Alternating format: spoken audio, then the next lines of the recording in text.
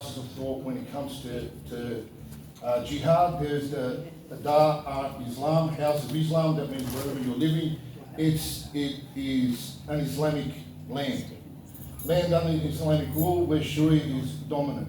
Muslims and non-Muslims, Dinis, live under Islamic authority. Dar al-Harab, the house of war. So any place, like, for example, Australia, where Islam isn't the majority, right? We are a Dar al-Harab. We are under war with Islam. So right now, the way it's working is they'll keep it nice and quiet, just like Muhammad did, right? They'll keep it nice and quiet when they're the minority. But when they become the majority, things will start getting more and more violent. It's part of their doctrine. There's just no way around it. Quran 9:33, it is he who has sent his messenger with guidance and the religion of truth to make it prevail over all religion. Fight them until there's no fitna and the religion, all of it is for Allah. Muhammad saying in Sahih Bukhari, I have been ordered to fight the people until they say there is no God but Allah. So obviously the key differences, Jesus never raised an army, Muhammad became a political and military leader. Jesus never took captives or slaves, Muhammad led raids and battles and took captives and slaves. He exchanged 2 black slaves for 1 slave at one stage. Never ordered the killing for those who left him, ordered the death of apostates, taught love your enemies. Muhammad taught establish a system to conquer it. Jesus said, my kingdom is not of this world. Muhammad built a political kingdom in this world, advanced by preaching and sacrifice. Muhammad advanced by force of arms. Now, one very interesting thing is that in Islam and with the Shahada, and that's why I don't have a problem saying the Shahada because I don't mean it in my heart, but if you say that as long as, when Muhammad will come in and he'll do a raid, he will force you to do the Shahada. Now the Shahada was a commitment to him, showing your allegiance to him. It wasn't about showing it to Allah. Well, he's the messenger of Allah, but that's why he added the second part, La ilaha illallah Muhammadan Rasulullah, which means Muhammad is the messenger of God, the final messenger of God that abrogates every other religion that came before it. So you could say that at any time, and Muhammad actually said in the Quran 49:14, some that have said, we have believed, but we're told to say instead, we have submitted, because faith has not yet entered their hearts. Outward declaration became sufficient for legal status. That's all it was. As long as you said that, you submitted to Muhammad, you didn't have to believe it in your heart. In fact, you could still not become a Muslim and pay money. Obviously, with Christianity, you need to commit your life to Jesus. You need a sacrifice for Jesus. Obviously, Romans 10:9-10, if you declare with your mouth Jesus is Lord, and you have to believe it in your heart that God raised him from the dead, you'll be saved. Now, in jihad, there's a reason why we have so many willing fighters that want to give their lives, martyrs. And one thing that we have to remember is, for them, death is something that's more beautiful than anything else because they're promised so much in the life after. One of them is forgiveness with the first drop of blood, shown his place in paradise, protected from punishment of the grave. If you ever want to have a laugh, you can have a look at what the punishment of the grave is, but literally what it means is when you die, you get shoveled into the grave, angels come, they hit you over the head with a hammer, and they torment you until the day of resurrection comes. It's crazy thoughts, man.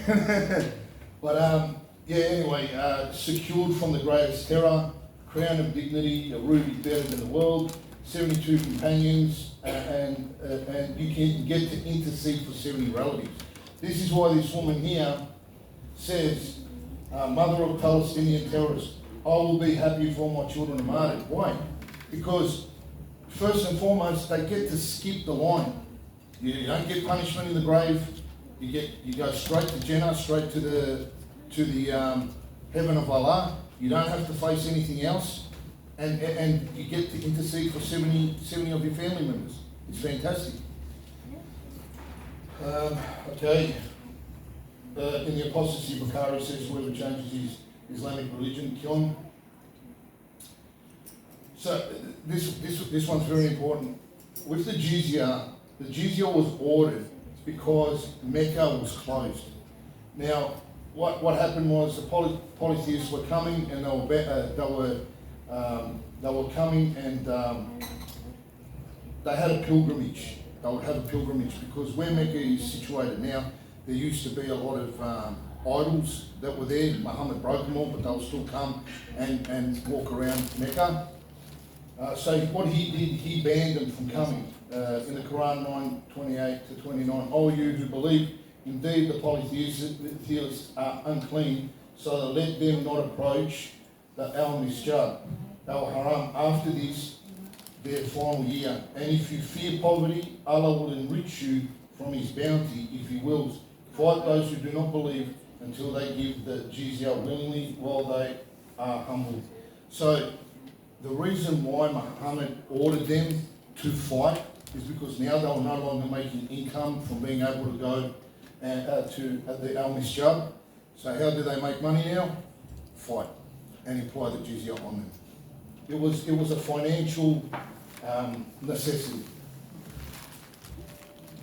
So when Muhammad died, they believed that Muhammad wouldn't die, the earth wouldn't take his body. So the Islamic tradition teaches that the earth does not consume the bodies of the prophets. Yet after Muhammad died, burial was delayed while the companions argued over succession. So what happened was they didn't know who was the successor to Muhammad. They argued that there's a Sunni Shia split. That's when the Sunni Shia split happened, and I'll get onto that for the next slide. But the important thing is that because his body started stinking, and it says here, Al-Abbas says, bury your companion, for he has begun to smell, decompose.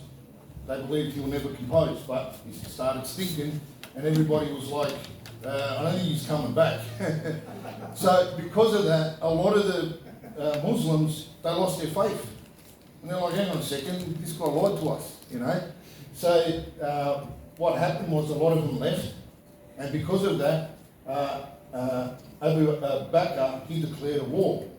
And he decided that he was going to stop these people from leaving Islam and making sure that they pay their zakat, their jizya. It was estimated between 10 and 20,000 people that were killed as apostates after Muhammad's death. That's how brutal it was. Because they did not want to see any sort of, overruling or apostasy or leaving after Muhammad died. So while Muhammad's body still lay unburied, the companions gathered at the Saqifa and chose Abu Bakr as the first caliph. Others held that the leadership should remain inside the Prophet's own family. That's Ali, which is a cousin of the son-in-law of Al ibn Abbas, Talib. Now that's where the Sunni Shia split happened. The majority of the world is Sunni, and then you have part of the world which is Shia. Shias actually believe in a very glorified version of Islam. They believe that Muhammad was a miracle baby, and that light came out of his mouth and his eyes and whatever. Just crazy stuff. I won't get into that, but it's just real crazy. And by the way, they both believe that each one of them, a Sunni doesn't believe a Shia is a Muslim, and a Shia doesn't believe that a Sunni is Muslim. That's why you see them, if they're on the battlefield, they'll kill each other. Yeah. So a key turning point was the Battle of Yarmouk. The army defeats a large Byzantine force. Syria, including Damascus, falls under Muslim rule. Then you had Spain, which fell to the Muslims. Then you had the Battle of Tours, which was the first time Christian forces actually stood up against Muslim forces, and they were able to stop them from advancing deeper into Europe. Then you had continued conquest of Sicily, Byzantine military resurgence, Then you had, the first crusade didn't happen until, what was it? I think 400 years or something after they were invaded. It was a war of necessity that, they were being begged by many different people that they were living under extreme hardship, living as dhimmis. Nearly 800 years of Christian resistance in Spain. That's the Reconquista, ended with the fall of Granada. That's what happened in Spain. For nearly 800 years, the Christian kingdom of Spain fought to reclaim their homeland from Muslim rule, and this is what happened in Spain just now, late July, early August. If you remember, 60 to 70,000 immigrants came from Morocco, many of them just swimming, and they were aided by their government and police force and the Spanish government who allowed them in. So nearly 460 years after the first Muslim conquest of Christian lands, Pope Urban said "Douze Volt," which means God wills it, Deus Volt. Now, the thing that's important is that a lot of these knights and a lot of these kings, they gave up enormous sacrifice to be able to fund these wars and these armies, to feed the people, to buy armour, to buy weapons. A lot of them, for example, Robert Courthouse mortgages his entire douchery to his brother for 10,000 marks, a sum comparable to a kingdom's annual revenue. Then you got Godfrey of Bouillon sold the country of Verdun and mortgaged his ancestral castle of Bouillon, plus other estates to raise the necessary funds. So many of them went into these crusades at extreme value, extreme loss. A lot of them didn't come back. A lot of them lost their lives. Then there was continued resistance by the Crusaders all the way up, even up until Eastern Europe.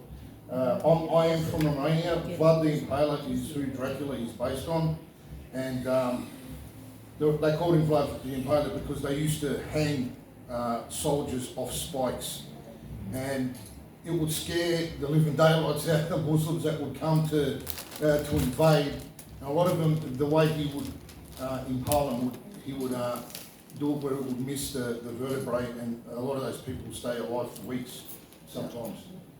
And that scared him, but he learnt that from the Muslims because he was captured as a kid. Then you have the Battle of Lepanto. Christian Holy League defeated, I think it was the Christian Holy League lost 7 ships, and the Muslim corsairs were around about 200 of them were lost. And it's interesting how it happened, and it's historically accurate, that the Christian ships formed a cross and the Muslim ships formed the crescent moon. And they lost in a major war because of that. Then you have the Barbary Wars. After the independence from Britain was paying somewhat of a jizya for them to be able to be left alone by the Barbary pirates. And once America broke away from them, they started coming after American ships. American ships lost the protection of the Royal Navy. Corsairs from Tripoli, Algiers, and Tunis began seizing US ships, vessels, and holding crews for ransom. Between 1780 and 1801, the United States paid over 1 to 1.25 million in tribute, ransom, and gifts, at times up to 1/6 of the entire federal budget. Now, Thomas Jefferson won his election based on this promise, that he will no longer allow these people to be paid a jizya. And he said he was famous for saying millions for defence, but not 1% for tribute. And he's the one that put an end to the Barbary Wars. So the Islamic slave trade over a 1400-year period, which is far longer, and no one's justifying the transatlantic slave trade, but there's an estimate. There's been estimates of up to 100 million slaves that have been traded via the Islamic slave trade. Janissaries, and I'll mention this quickly. The Barbary pirates and a lot of the Islamic Ottomans would go and steal children from homes. Now, a lot of these children would be maimed on purpose by their parents. They'll either break a leg or cut a leg or gouge an eye or whatever. This is a cleaner version where it says, they were converted to Islam, trained as elite Ottoman soldiers. Parents resisted by circumcising their sons to pass them off as Muslim, marrying them off early, bribing official or fleeing. They'll just lose their life if they tried to hide their kids.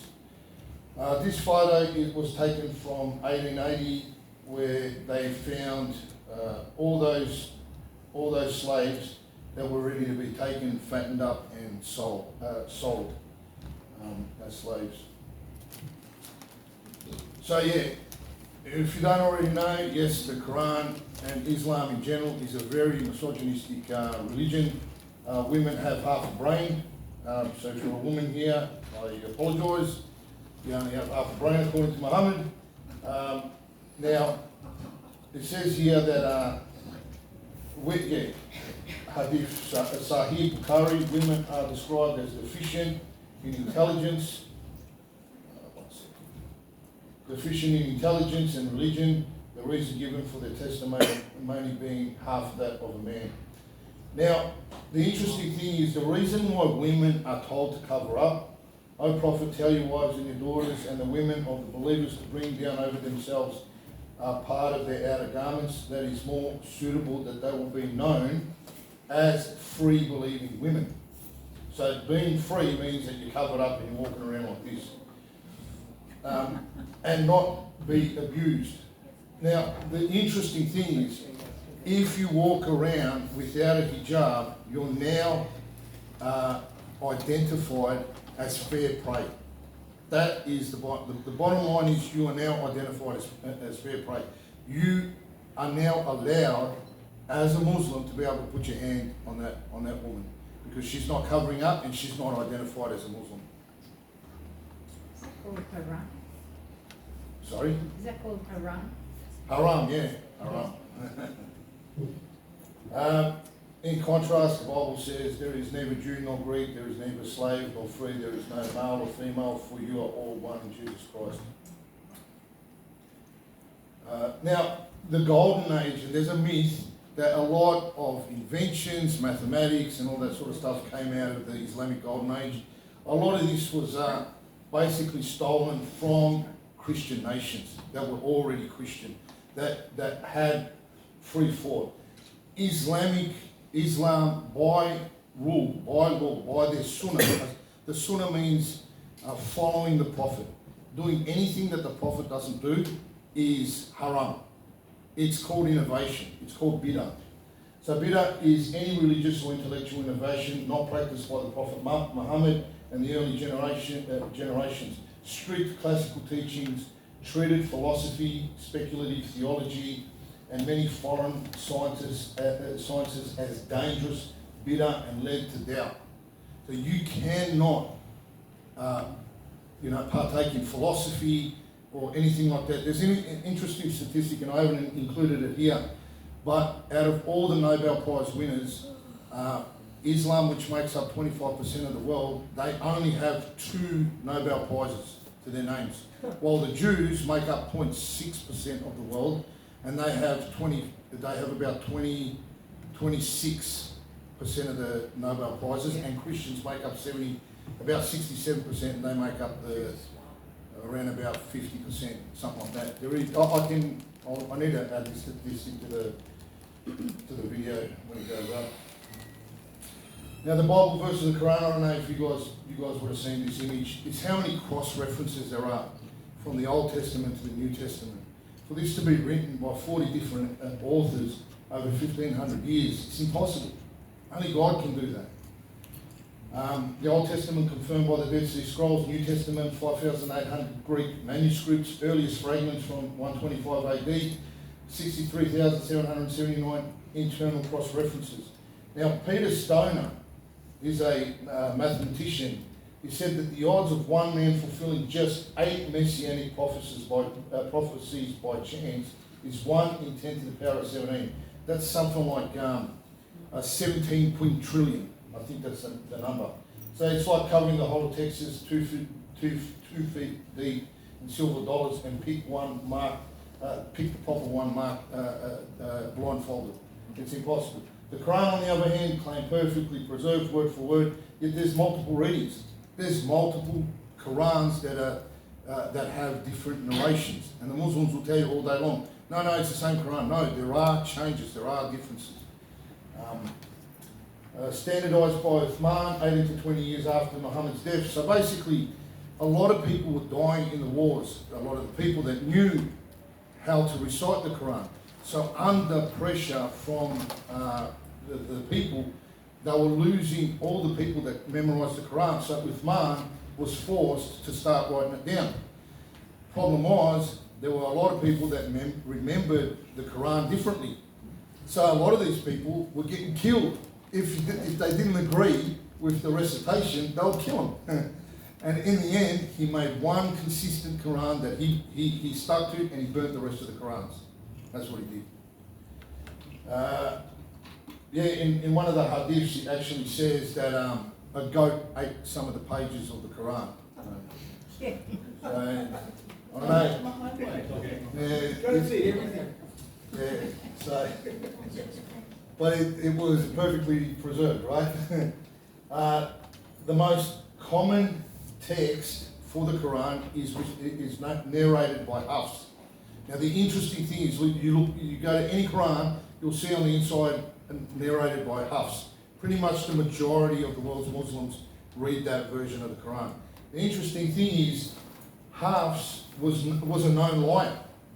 So there are hadiths that are narrated by Hafs, and they're rejected because they say he was a liar.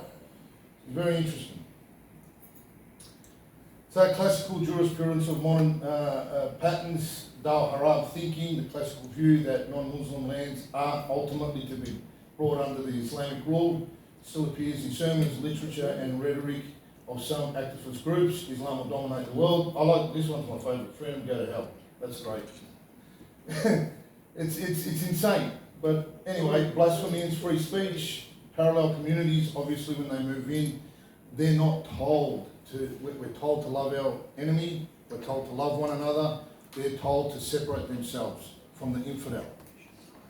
That's why they live in segregated communities. Demographics and confidence, rapid demographic change combined with higher birth rates and strong religious identity can produce political and cultural pressure within open societies. So, to reiterate, outward submission, it's not a heart submission, rewards plus apostasy, penalty, jizya and second class status. Dal Harab mentality, if you're not a Muslim majority country, you're at war with Islam. Long historical pattern. That's how we can see. We see from the past what happened. It was always consistent. Nothing will change moving forward. If we allow this mentality to go on, we need to stand up against it. That's my part. Thank you.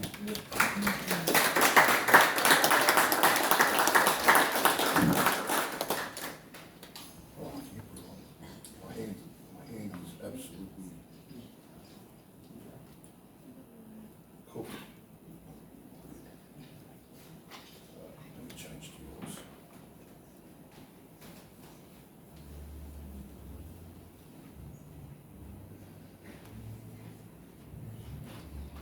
It's a lovely religion, isn't it? Yeah. It's interesting how the Muslims often say, we're at peace with you, we're peaceful. You know, it's like, well, you can't be. There's no peace because anywhere that's not conquered by Muslims is considered, they consider you to be at war with them. So what does Allah stand for? It's, God is greater. yeah. Okay. Allah is greater. All right. Well, so we did this last time, this presentation, but we've added quite a bit, so it's probably going to be a little bit longer. So I'm going to have to go through it a little bit faster. But we're going to talk about Western freedom and how it's built on Christian principles. We're going to go through the real basics. So if you know this stuff already, it'll be a bit of a refresher. But some of it I'm sure you won't know. So let's start with our Constitution. It literally starts in its preamble with the words, humbly relying upon the blessings of Almighty God. The reason I want to show you this stuff is because many people think we're not a Christian nation. They say we're not Christian anymore, we're not Christian, we're secular. We are Christian, and we are so Christian. Okay, so humbly relying upon the blessings of Almighty God. You know what God it isn't? The Islamic one. Yeah. It's the Christian God. And we know it's a Christian God because it's underneath the royal power, who have to swear an oath to uphold the Bible, and also they swear an oath to follow Jesus. We have the Lord's Prayer in Parliament. Now, you know, how can we not be? How can it not be a Christian Parliament if we're starting off with literally the words of Jesus? It's a Christian. It's a Christian Parliament, and it's the Senate and the House of Reps every single day. They get up there and they do their, our Father who art in heaven, hallowed be thy name, thy kingdom come, thy will be done on earth as it is in heaven. But now we've got people coming into Parliament who don't like it. What should we say to those people? Yeah, I thought you were going to use stronger language there. Our flag, Union Jack. You've got 3 crosses on there. You've got St George's Cross, which is also the flag of Georgia. It's also a flag that's used in other European nations. And St George, he was a Roman military officer who was martyred for his faith. And people believe it was under the reign of Diocletian, who was murdering Christians. There's actually a great big statue of St George slaying the dragon at the State Library. I always like going to the State Library and pointing it out to when they have those leftist marches, because they often meet there, and pointing out, and you know who that is? It's St George, and then I'll show them the flag, and, just to get a bit of dialogue with them. Usually once they realise what I'm doing, they usually walk away, or they swear at me. But I'm used to it, I don't mind. So, St George's Cross. St George is also revered in Spain. He's also revered in, I think the original Russian flag actually shows St George slaying the dragon as well. Then on the other side we've got St Patrick's Cross. So St Patrick, anyone know about St Patrick's Day? It's my birthday, St Patrick's Day. Is it? Yeah, it is. I never knew anything about St. What's that? 17th of March. 17th of March, you've got it. They say that that's when he died. So he was also a very influential Christian martyr. And then in the middle we've got St Andrew's Cross. Who knows who St Andrew is? Perry, you know who he is, don't you? So Jesus had how many disciples? 12. One of them was Andrew. And he actually shared the gospel with the Scottish people. But don't ask AI if that's true, because AI will tell you that it's not true. I shared this last time, I'll share it again. So I asked AI, knowing that it was going to lie, because I like to see the bias in these things, right? And I asked if there was any evidence in the Scottish archives that the disciple Andrew, the disciple of Jesus, preached the gospel to the Scottish people. And it comes back and says, no, there's no evidence in the Scottish archives. And if you want me to broaden my search, and I said, can you please read the Scottish Declaration of Independence, which is like the first thing you would read in the Scottish archives. And then this is actually what it says in there. This is part of it. It's a longer document, but this is part of it. It says, the high qualities and deserts of these people, were they not otherwise manifest, gain glory enough from this, that the King of Kings and Lord of Lords, our Lord Jesus Christ, after his passion and resurrection, called them, even though settled in the utmost parts of the earth, almost the first of his most holy faith. Nor would he have them confirmed in that faith by merely anyone, but by the first of his apostles, by calling both second or third in rank, the most gentle St. Andrew, the blessed Peter's brother, and desired him to keep them under his protection as their patron forever. So I asked AI to read this document. You know what it said? Oh, I missed that. I'm very sorry. It's interesting because when I asked I asked AI where the country of Georgia gets its name for Georgia, where it comes from. It'll tell you that it comes from the Persian word ger, which means land of wolves. Not St. George, even though the flag of the country is St. George's Cross. So the actual flag for Georgia is St. George's Cross with 4 other St. George's Crosses on it. So it's the main St. George Cross, it's a white background, and there's 4 other crosses. So don't trust AI, it's got a bias against. And that's our flag. That's a very Christian flag, isn't it? It's probably the most Christian symbol that we have is this Union Jack. Besides the cross. But it is a cross, 3 crosses. So people often say that we're not a Christian country, we're secular. I get this all the time. I get it on TikTok where I share something, I get it on social media. You know, they say we're secular, we're not Christian. We don't need Christianity anymore, we're secular. We've moved past Christianity, we've moved past religion. The only problem is, the word secular literally, the idea of a secular society is Christian. It's a Christian idea. I've actually got a book here, and I read this last time.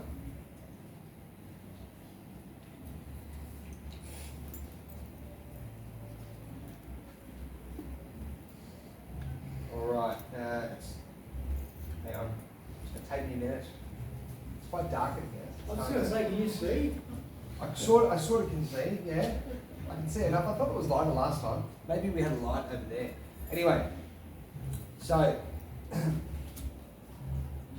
Augustine, so St. Augustine. Anyone heard of him? Yeah, it's St. Augustine. Yeah. The North African bishop, so he was from the 4th and 5th century, penned 5 million words of philosophical, theological, legal, and other writings, none more influential than his towering City of God. In it, he distinguished between the fragile earthly realm and the eternal heavenly kingdom.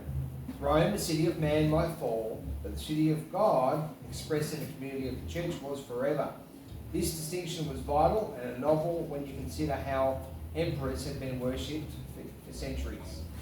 And it gave rise to the concept of the secular realm. Secular means this age, which Augustine contrasted with eternal or sacred realm. By the time of the 11th and 12th centuries, the biblical concept of the secular, which Augustine had planted, contained a spectacular bloom. Did you know that? Next time someone says we're secular, we're not a Christian society, well, you can tell them that we're secular because we're a Christian society. Now, the idea of the separation of church and state is also biblical, in that Jesus says, render to Caesar the things of the Caesars, and to God the things of the gods. Does that mean that we do whatever the government says? No, because we're meant to obey. We're meant to obey God and not man. Ben, where's Ben? I just saw that the said the Bluetooth was turned off. Anyway.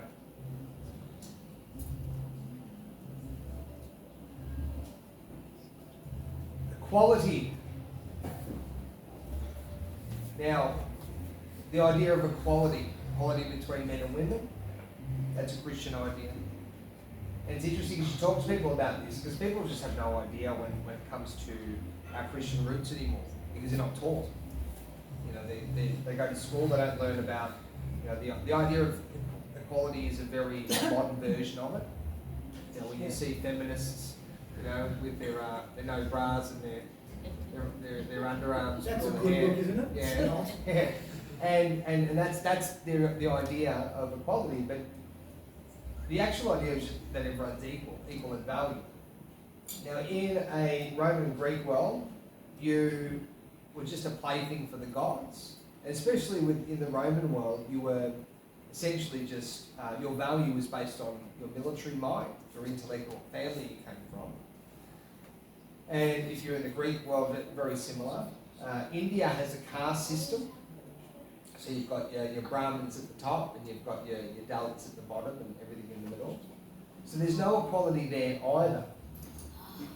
Islamic societies, you've got Muslim men, Muslim women, then you've got the dhimmi slaves, then you've got, which are the people that are paying a tax, and they're called a dhimmi, so you're like a slave. Then you've got your Christians, Jews, polytheists, so people that are like Hindus and that. And then below that, you've got the ones who are, I think the lowest are the people who were Muslims who have apostatized and now they're fighting against Islam by teaching people how evil it is. So that's your Islamic hierarchy. Communist China, very similar. They have a hierarchical system as well. There's no equality there. They might have it on paper, but in reality, no, it doesn't exist there. And here's some of the Bible verses that that influence these ideas. We've got Genesis chapter 1, verse 27, and these are really important verses just to put to memory. So God created man in his own image, in the image of God created he him, male and female created he them. So men and women are both of the same value. It doesn't mean they're the same in intelligence, or they're the same in this, the same in that, the same in athletic ability. They're not the same. We're all different. Every individual, whether it's male or female, all different, but we're all equal in value in the eyes of God for one reason and one reason only. This is the revolutionary idea that the Bible brought into the Roman Empire, is that you're made in God's image. See, that was a foreign idea. Nobody else believed that or thought they were made in God's image. We've got, there's no respect of persons with God, so God treats us all the same. Then Peter opened his mouth and said, in truth I perceive that God shows no partiality. So this is where we get equality before the law. That God's impartial, he doesn't show respect to persons. And it's all under the umbrella of equality. Okay, because equality is being equal. We've got equality before the law, which we don't really have anymore. Do you think we're equal in this society? Yeah, I breached the chief health officer's directions apparently, and I was denied bail and put in jail. That was the reason why I was kept in jail. Yet, you can murder somebody, like those Sudanese kids on the other side of the city. They actually stabbed a child to death, killed them, all on camera. They were bailed immediately. So that's not equality, is it? No. But the idea or the concept does exist in our system. Freedom of speech, another Christian idea. Do you have freedom of speech in communist China? No. Do you have freedom of speech in Islamic countries? No. No, you don't. So we've got a number of Bible verses that underpin this idea. Proverbs 31, open your mouths for those who have no voice, defend the cause of the poor and the needy. We've got in Matthew chapter 10, verse 27, what I tell you in darkness, speak in the light, preach ye upon the housetops. Then we've got in Acts chapter 5, verse 29, I love this. This is an easy one to remember. Remember this. This should be doctrine, this should be how we live our lives, especially the men. We ought to obey God rather than men. And then we've got John chapter 3, verse 32, you shall know the truth, and the truth will set you free. How can you know the truth if you can't speak it? Which is, I think that was COVID, wasn't it? This is false information. And you're trying to share a message, or you speak at an event, or if you're a doctor and you said that ivermectin, or you mention those words, you lose your ability to be a doctor. Public servants.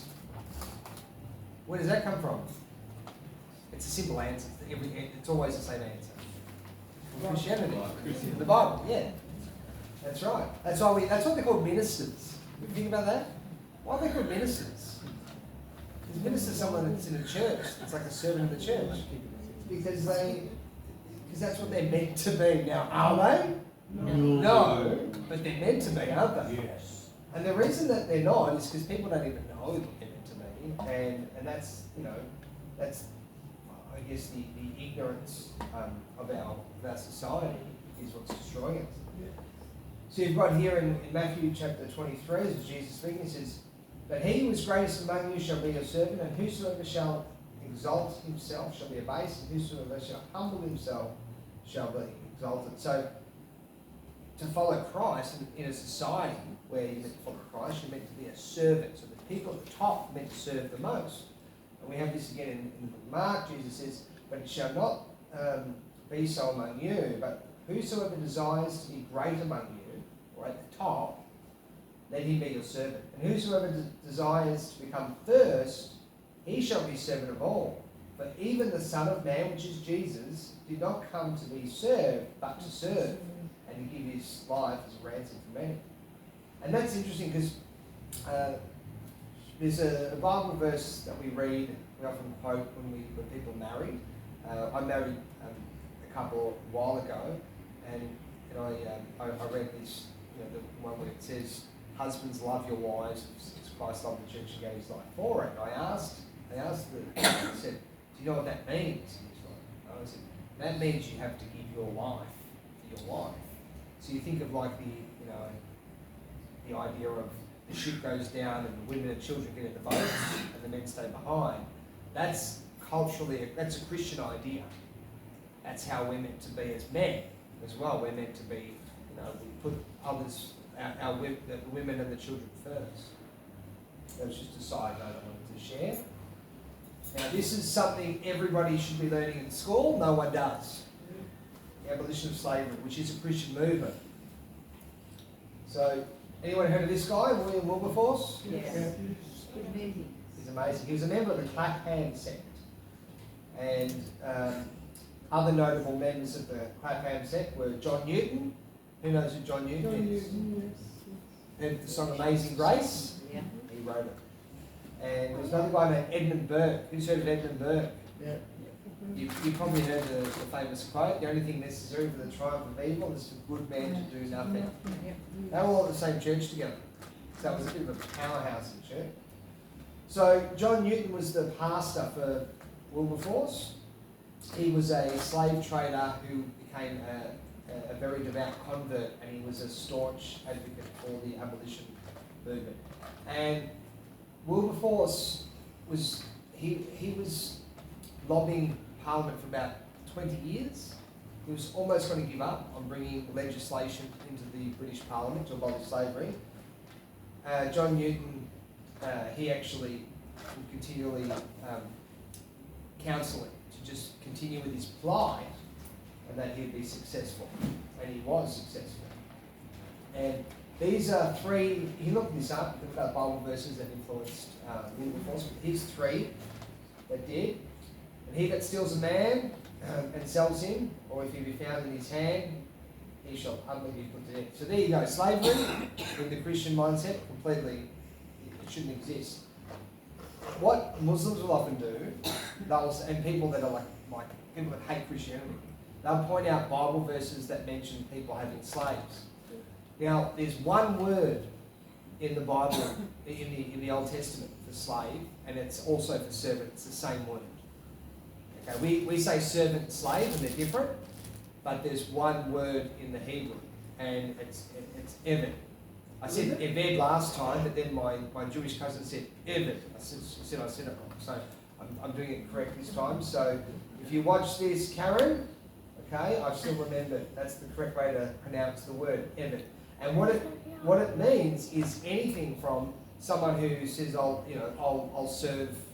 work for you, essentially, for a period of time, or somebody who's enslaved, like the transatlantic slave trade or the Islamic slave trade. It's everything across the board, but usually that word, when it refers to like the slavery that we think of, it usually has adjectives attached to it. Hard slavery, heavy burdens. Okay? Whereas the word itself can be like, think of if you stories in the Bible like Jacob works for how many? 7 years, right? For his wife. That was what he was. It's the same word, eved. He wasn't captured, stolen, and placed somewhere. He literally he agreed.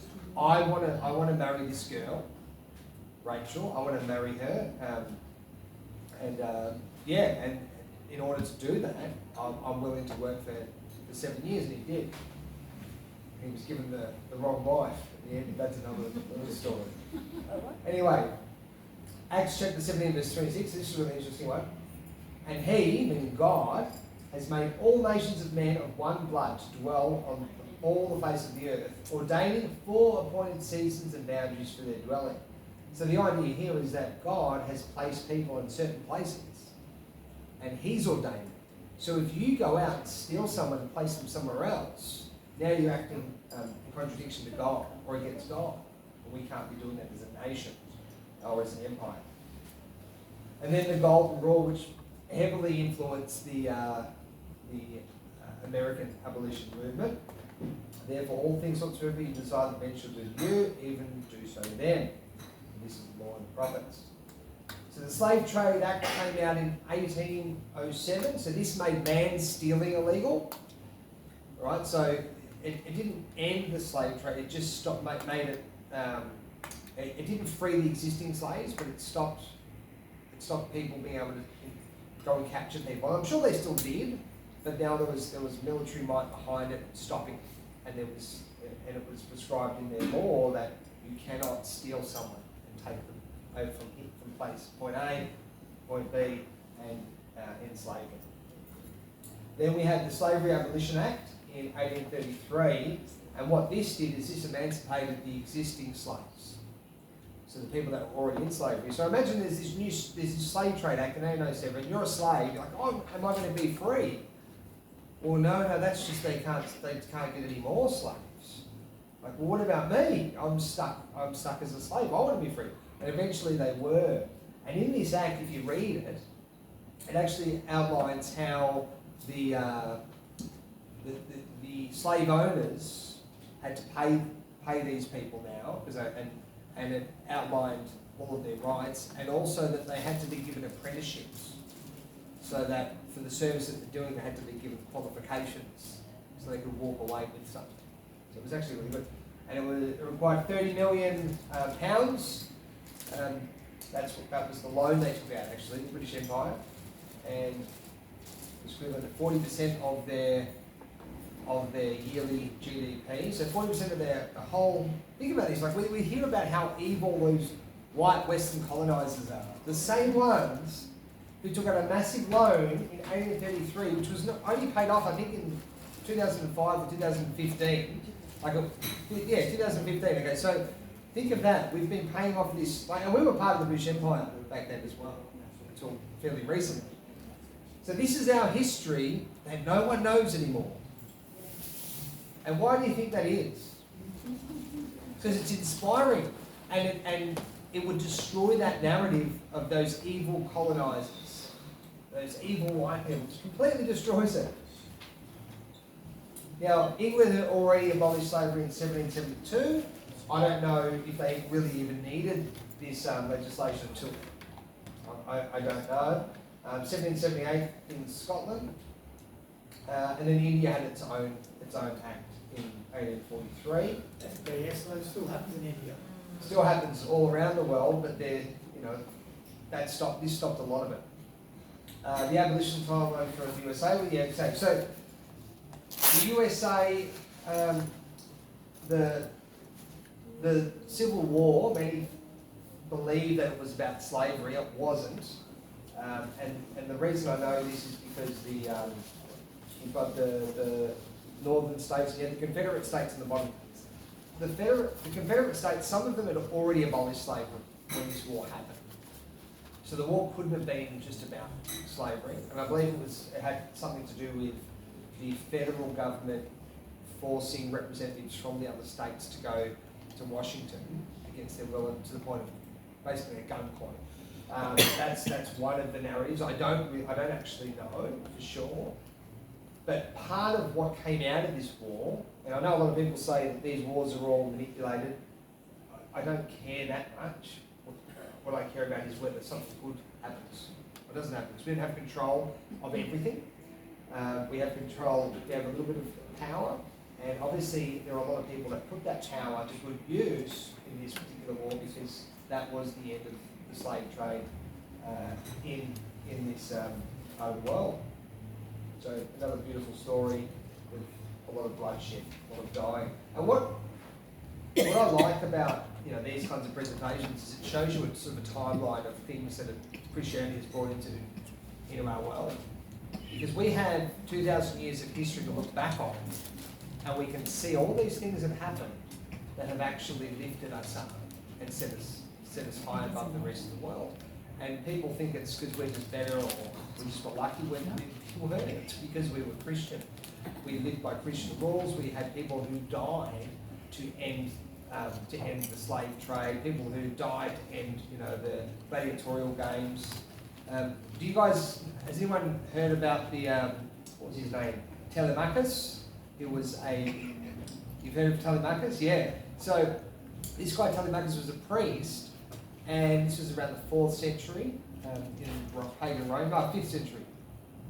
And he went into the gladiatorial games to stop the bloodshed, and he was killed for it. And I think it was, what was his name? Anyway, it was one of the emperors who was a Christian.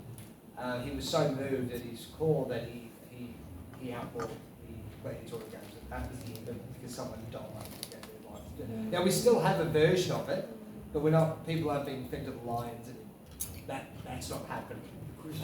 And that's not happening because someone died, and there was obviously a lot more to it, but eventually somebody died to stop it. And it wasn't Constantine. I can actually find it. I put it in one of these dishes. Yeah, it was, actually I won't look for it now because it's taking too long. Yeah, so we've got 2,000 years of history showing how Christianity has just done amazing things. And we don't learn any of it in our schools. And I can't teach our history, Western history, which really should be called Christian history, because that's what it is. It's like, they say Xmas instead of Christmas. They're trying to sanitize the Christian part of it. That's what they've done to us. And people are now growing up, not knowing, completely disconnected from the truth. And what does the truth do? Set us free. Sets you free, that's right. Beautiful, thank you. So here's the Islamic abolition timeline. So Libya, who they're actually actively engaged in the slave trade now, but they only abolished slavery on paper in 1951. So about 180 years after England abolished slavery. And the reason they did that was so they could sell oil to the West, because they were the conditions. There was a number of covenants from Britain and the US as well later, who basically, in order for them to engage with them in commerce, they had to abolish slavery. People don't know this either. Saudi Arabia, 1962. Now, the reason that Saudi Arabia abolished slavery, it's interesting because you hear stories about how Malcolm X, who was like this famous American guy who became a Muslim, he went to the Holy Land, right? He went to Saudi Arabia, and he's seeing all these people who are in cages and are being sold, slaves. This is a beautiful religion of Islam where they're selling people. But anyway, the reason that in 1962 that Saudi Arabia abolished slavery was because the Saudi royals were in a proxy war called the North Yemen War, and the socialists or the communists in Egypt were on the other side of this proxy war. And in order for the Saudis to get help from the US, I think it was under Kennedy, and then it rolled over into Nixon's rule. Basically, they were compelled to abolish slavery to be able to receive the financial support and the military aid. UAE, talking about how great the United Arab Emirates, it's this great place. They were selling people in slave markets up until 1963, which wasn't that long ago. I'm sure there's many people here that were alive when this was happening.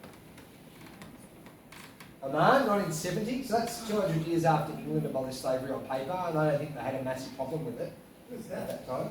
Oman's a country in the Middle East. Mauritania, so 1981, they abolished slavery on paper, and they made it a criminal offence, I believe, in 2007. And they still actively sell people in there, so the paper's not worth much, Mauritania. But yeah, getting back to the country of Libya.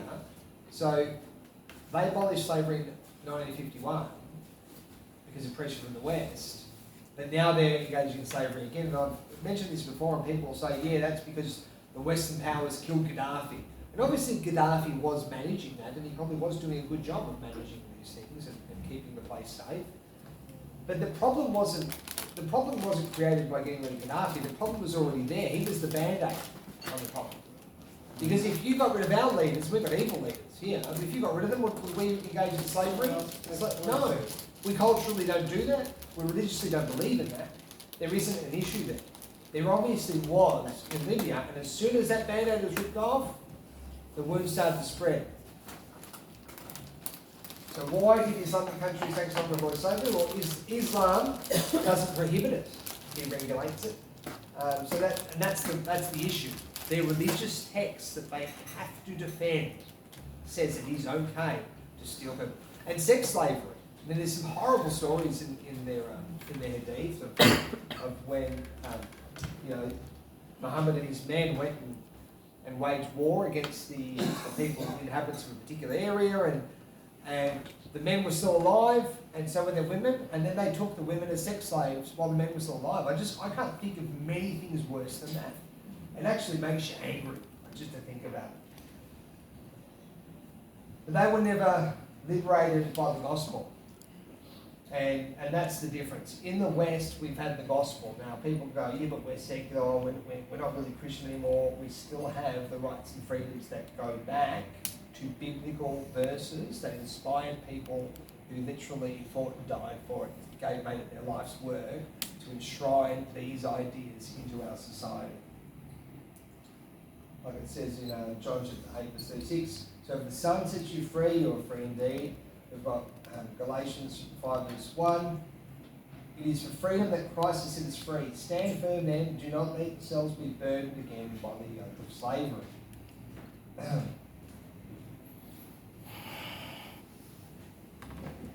Right, so modern ideologies that challenge Aboriginal heritage. Obviously Marxism, that's one of that removes God. Now how do you have anything to strive for if you don't have a God there? Like think of the idea of equality before the law and being impartial for a judge. No judge is impartial. I know this from fight sports. I was a professional fighter for years. I've been involved in the sport. If you're judging a fight between blue corner and red corner, you might like just one of the fighters more. You like their style more. You've got an automatic bias. You might even like the colour blue more than red. Might just be that. I like the red because blue's the underdog. Or I like red because red's strong. I don't know, like it could be anything, but we are by nature biased. We hold a bias. So you have to have something greater than yourself to strive for. And that would be God. God is perfectly impartial. We're not, but we're doing our best. We're striving for something greater. Marxism, you can't, because there is nothing greater. It's just whoever's the wrong path. Martin Luther, who knows who he is? Yep. So Martin Luther's 95 Thesis was what started the Protestant movement. What word's in the word Protestant? Protest. It's the most influential, powerful, biggest protest movement in history. And it's biblical as well. It was essentially what the Protestant Reformation was so the Catholic Church was way out of line. They'd gone mad on power. They'd occupied everything. And this was a correction back to what the Bible actually taught. Here we go, equality now. This is what people are protesting now. They don't even know what equality means. Rainbow warriors. The rainbow warriors, yeah. Abortion. You know what? I'm going to read something in here. So they're protesting, which is a Christian movement, right? It's something that was given to us through Christianity. I'm going to read you something. This is in this book, The Air We Breathe. It's a great book. And it's written by a very devout Anglican priest. Plato, so prior in Greece, prior to Christianity, Plato thought that in order to be worth rearing, children must be malleable, disposed to virtue, and physically fit. If they did not prove themselves worthy,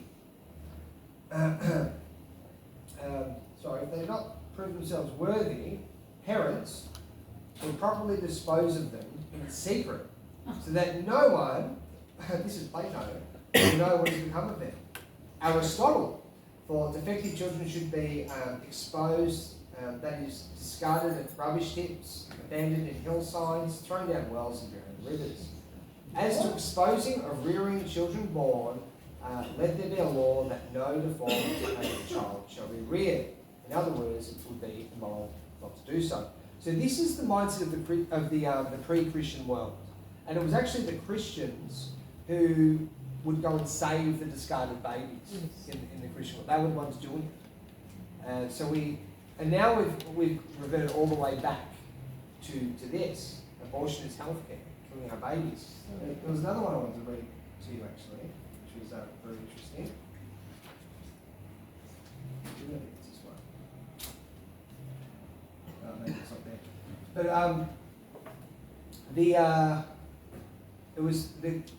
I think it was the Romans, and I think Ben talked to me about this last time, but I found some of it in this book as well. The Romans had a law that allowed you to, if you didn't want to have a baby, to just leave them at your doorstep until it died. There was nothing there was no law broken where you just leave the child just die. And part of that would be because of the culture, which was a violent culture, was one of it was all about the military, right? So if you had a girl, wouldn't be a good soldier, it's just going to cost you a lot. So they would literally just kill their babies and let them die. And there was nothing, and it was the Christians in the Roman Empire that actually, it was actually a Christian emperor who outlawed that children had to be raised by their parents and that they could not be killed or discarded. So we can thank Christianity, and as we've seen Christianity start to go on the decline in the West, what are we seeing popping up? Abortion is healthcare. Yeah. So that's there's no grey area. It's black or white. Okay, so if one thing declines, the other thing immediately takes the space. The evil one. It's child sacrifice. Hosea 4 verse 6, my people are destroyed for lack of knowledge.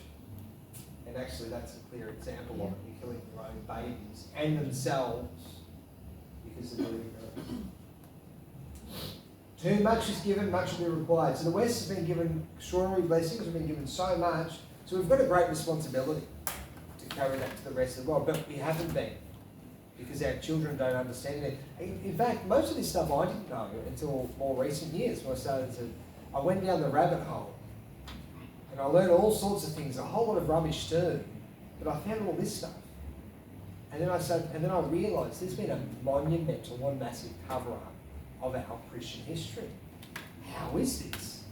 And then you discover, and we're actually going to talk about those people, which we didn't do last time, later in this presentation.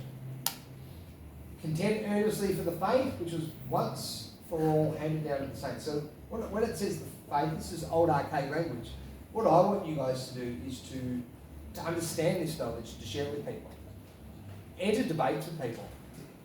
If people say we're not Christian anymore, Christianity's done nothing, we're colonisers, this information destroys that narrative.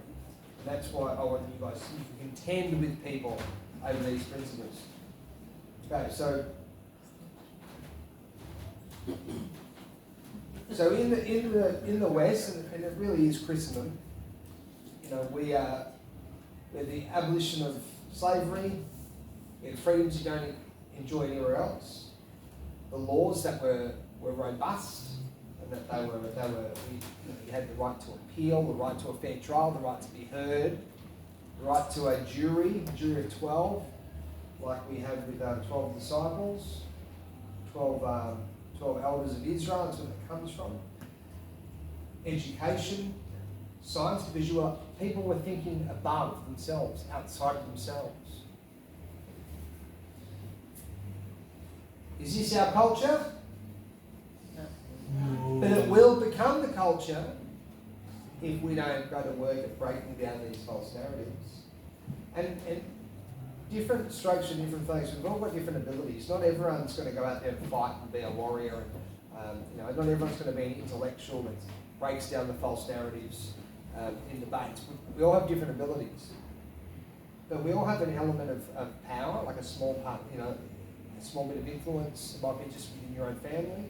And if we're all doing a little bit, think of it like an electrical circuit, it just creates resistance, doesn't it? Takes away power from the opposing force. And who's the God of this world? Does anyone know? Yeah, it's the bad guy. You can see that. That's not our culture. That's them imposing their culture. So think of what the presentation that Ben shared. He's talking about how they're at war with us. This is it. This is what it looks like. Oh, We can accept. That was here. That was Secunda Road. Yes, it was one of the gardens up there. Yeah. We can assemble thousands and thousands of men, fighting age men, and that's all it is. This is military. More of that. More of that. Yeah. So we're a bit lost. There's an identity crisis for a reason. Look at this one. Yep. This is the same one. It's just a mishmash. This was from the same one. So that was a rally against colonisation. Now, I say this to my wife quite often because she's half Samoan, right? She's her dad's side. She's Swiss French on the other side. And I'll say to her, what were your ancestors on your dad's side doing before the white people got there with Christianity? She giggles. She's like, eating each other. I said, yeah, they were. And let's not forget they were putting heads on spikes and trading them with other, as currency. That's what they were doing before. Now you look at the Polynesian people, they're amazing. They're a beautiful people, right? So it's not. So and this destroys the racism argument, right? That any one race is better than the other. You can see people that are filled up with the Spirit of God and with the truth. It doesn't matter what colour they are, they become something special. Okay? God doesn't care about whether you're white, black, male, female, it doesn't matter. He can do amazing things with anybody. So who's behind the destruction of our society? Government, you reckon? Royals. I reckon there's a bit of all that. Satanists. Alright, let's have a look. I think all of that is correct, all of those answers. What is the Fabian Society? Who's heard of the Fabian Society? Okay. Scams. So I've heard a lot. So I did a video on this a couple of years ago, and it got heaps of views. And I didn't know there was an interest in it, but I've seen lately a lot of other people have been sharing information on this as well.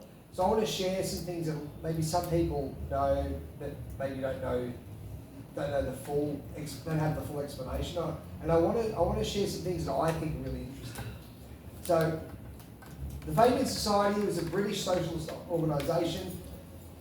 Their purpose was to advance social democracy and democratic socialism, or democratic socialism. I don't think there really is a thing, but maybe there is. I think once everything becomes socialised, I think then you end up with organisations, government organisations that control everything anyway. Strategy, gradualist and reformist, slow incremental change.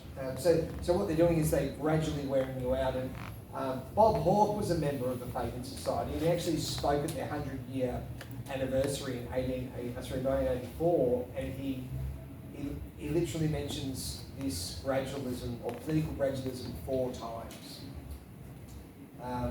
Let's just get. Oh, actually, have a look at the picture. It's a turtle, right?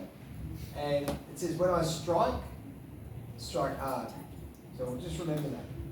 So this was the original Fabian window. Okay, can you all see that? Yep. I want to explain it to you so that you understand what this is. So the Fabian Society was established in 1884, and this was their original window, and I think it's in like the London Museum now. It is in one of the museums in the UK. But what this shows, this is their whole plan on a window. So you've got on the top left, you've got the man in the purple flaming the flames. Can you see that? Yep. So he is he represents the royalty with the power, flaming the flames, and then the flames are being used to build. You see the red and the green guys, right? That have got hammers and they're bashing this circle. They're building a new world. You've heard of the New World Order, you know? And you notice that one guy's red with green shoes, and the other's green with red shoes. You ever heard the saying that both sides of politics are two wings in the same bird? That's what that means, right? Then you've got a wolf in sheep's clothing in the middle, which represents the deception. And then below this, you've got 10 people, which is a complete number, worshipping the writings of the Fabian Society, which they use in our education system. And above the top, at the very top in the red, it says, remold it to the heart's desire, meaning to remold the world to the heart's desire. So that's in a nutshell what the Fabian Society is all about. If you zoom in, so if you zoom into this in between the red and the green guy, there's also green and red. You'll see the wolf in the sheep's clothing, and it's directly, you know, it's just they're telling you, they're giving a full disclosure of who they are. You know, when Jesus says, "Beware of false prophets which come to you in sheep's clothing, but inwardly they are ravening wolves." These people are saying to you, "We are ravening wolves. That's who we are. We're false prophets," and we know they are. So this is the guy who the Fabian Society is named after. His name's Quintus Fabius Maximus. I'm not going to say the last one. Verrucius. Yeah, it's a hard one, isn't it? Anyway, Quintus Fabius Maximus, born 280 BC in Rome. He was a military commander of the Roman Empire. He was known to lead battle with a smaller force against a larger force. He fought in the Punic Wars. I think he fought against Hannibal, and his strategy was to wear the larger army out, cut off their supply lines, get them extended, and just to basically run them ragged until they were gradually wear them out until they were really weak, and then he would strike really hard. Like it says here, when I strike hard. So that's who the Fabian Society was. He's the one that's inspired this society. Now, he was from 280 BC, so he's not behind the Fabian Society, but his form of beating larger militaries was basically has been employed by these political elites to that same strategy on us politically. Political gradualism, wearing us down slowly and striking us hard. Who can think of an example of when we've been politically hit hard? COVID lockdown. Yeah, absolutely. Yeah, so COVID lockdown. What about voice to Parliament? Yeah. Yep. Yeah, we all voted against it and they put it in anyway. Yeah, what about, the Gay Marriage Act with a plebiscite? 2017. So there's so many things that they have done, and they don't always win, but they when we're weak enough, they'll hit us really hard, and sometimes they do. And then that's like another nail in the coffin. This guy, George Bernard Shaw, he was one of the early members of the Fabian Society. He was born in 1856. Wait till you hear what this guy had to say. This will shock you. This is a quote, a shocking quote from this guy, George Bernard Shaw. So, early member of the Fabian Society, and when you understand how this guy thinks, you will just absolutely be shocked. He says, under socialism, you're not allowed to be poor. You'll be forcibly fed, clothed, lodged, taught, and employed, whether you like it or not. If it were discovered that you had not the character and industry enough to be worth all this trouble, you might possibly be executed in a kindly manner. But whilst you were permitted to live, you would have to live well.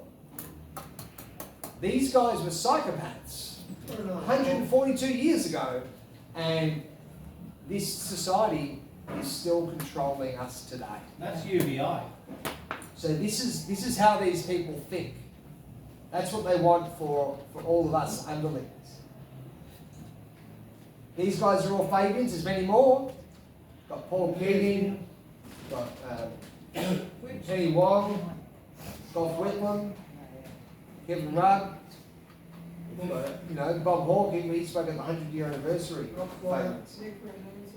So they've been, remember this is a UK organisation, and actually they were the ones behind the establishment of the Labor Party, the strong Labor Party as well. So civil disobedience. Okay, so we've gone into who's behind it. Civil disobedience. Now this is a biblical idea. Okay, got an Acts, Peter says we must obey God rather than men. Do you guys believe that? Yep. Now for those that don't believe in God, do you believe in what right and wrong? Do you believe in natural law, the law of the conscience? Do you believe that what the governments, these Fabians are doing is wrong and evil? Okay, well that's good enough. Obey that voice, that inner voice. Right up to God. You read in the book of Daniel, but even if he does not, we want you to know, Your Majesty, that we will not serve your gods or worship the image God has set up. So that was when King Nebuchadnezzar set up a great big image, and he said everyone has to worship this image when the music goes, and they said, no, we're not going to do it. And they'll put in the fiery furnace. But they didn't die. But even if they did, that's the right thing to do. And then we've got in Exodus chapter 1, got the midwives. Remember what the midwives were told to do by the Pharaoh? Kill all the Jewish and Israelite babies. All the Hebrew babies, is what it says. And all the Hebrew babies that are boys. Keep the girls alive, I think it said. And they refused to do it.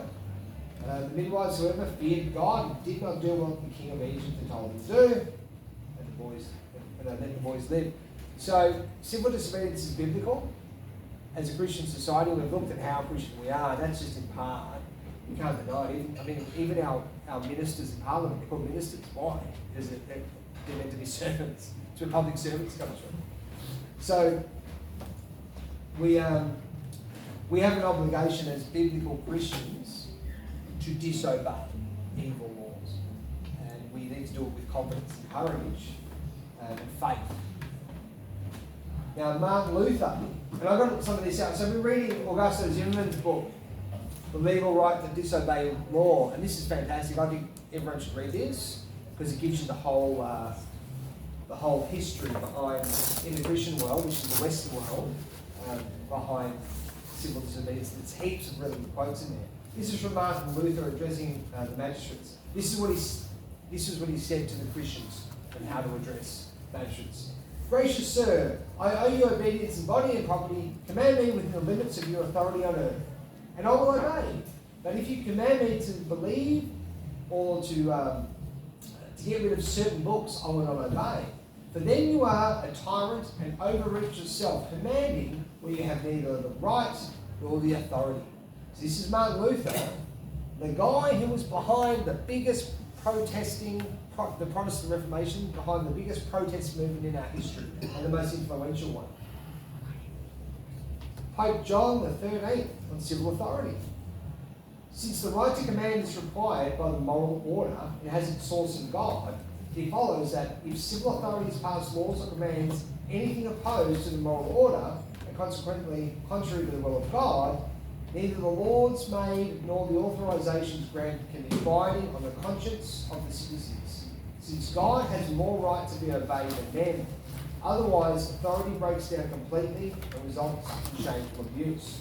And now we've got St. Augustine again. He's my favourite. Unjust law is no law at all.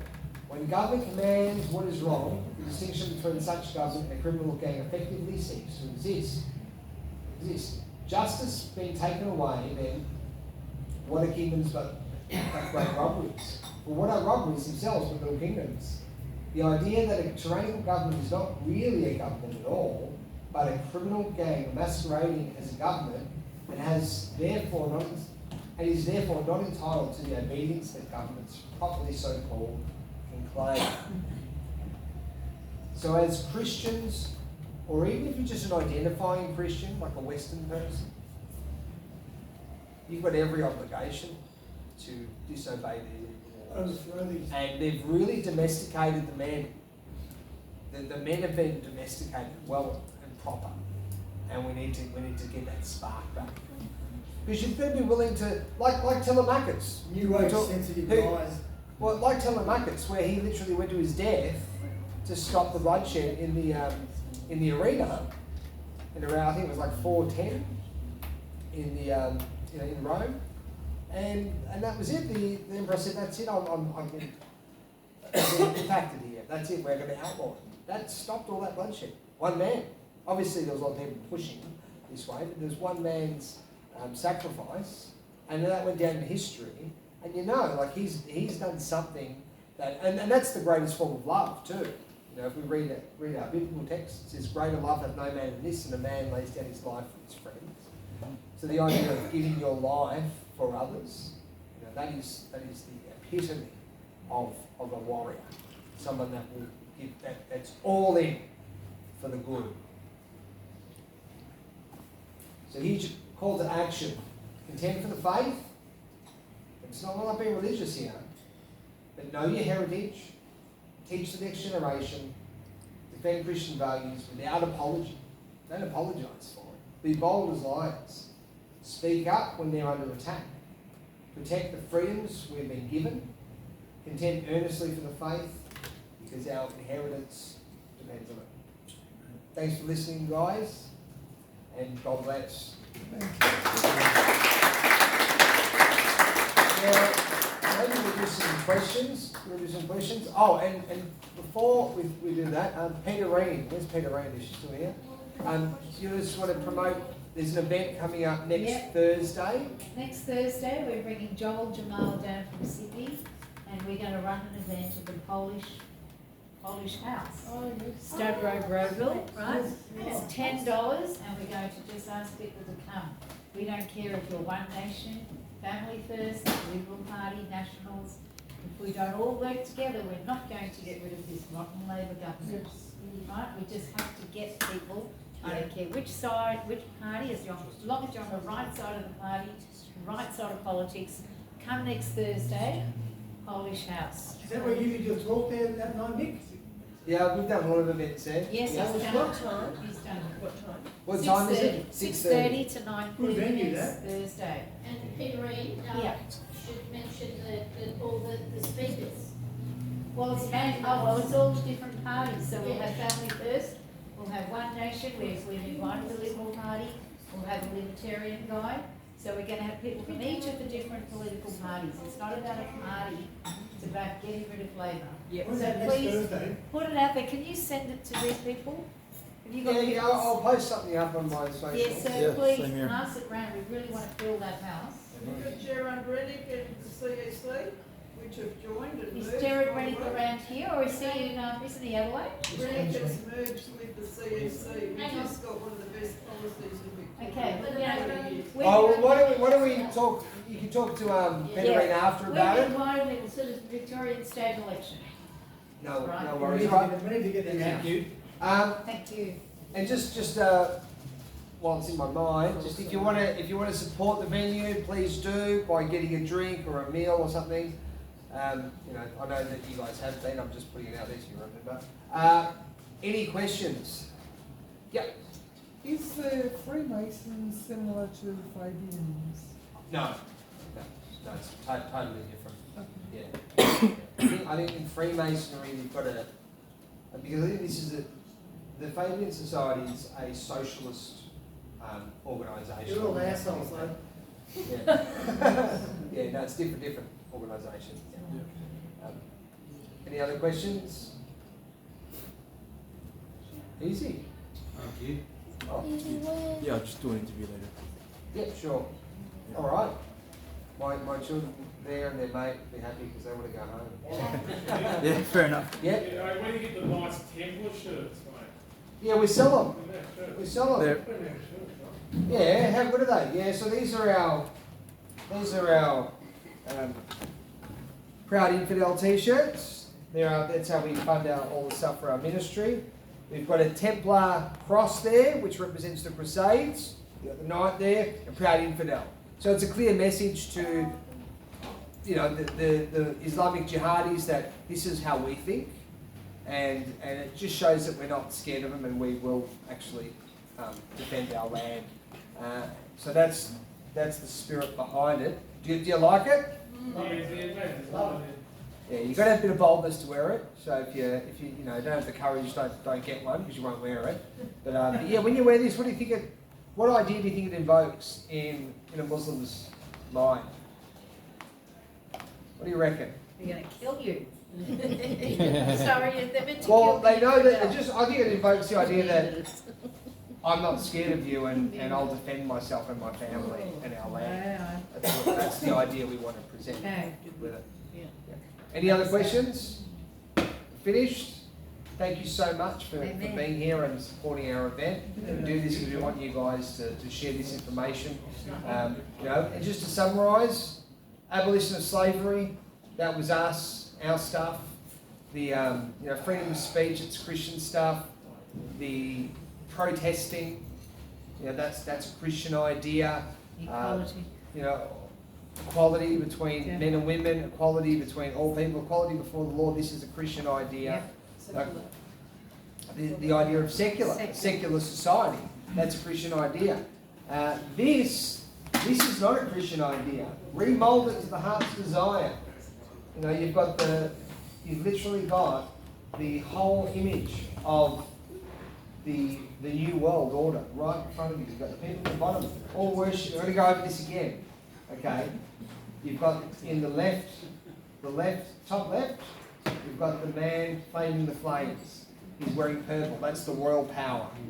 Then you've got the two men wearing red and green, and then they're opposing colours on their feet. So they're building a new world with tools. That's what they're doing.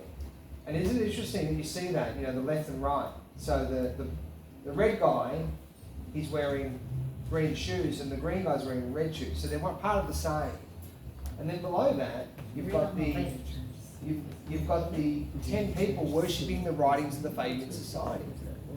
That's happened. This was 142 years ago that they set up this organisation, and here we are today, experiencing and it has been gradual. 142 years, it's a long time, and here we are, where we've had a lot of our freedoms taken away. You've got people protesting to kill their babies, and people protesting against colonisation, the same colonisation that gave them all of these rights and freedoms. It's insane.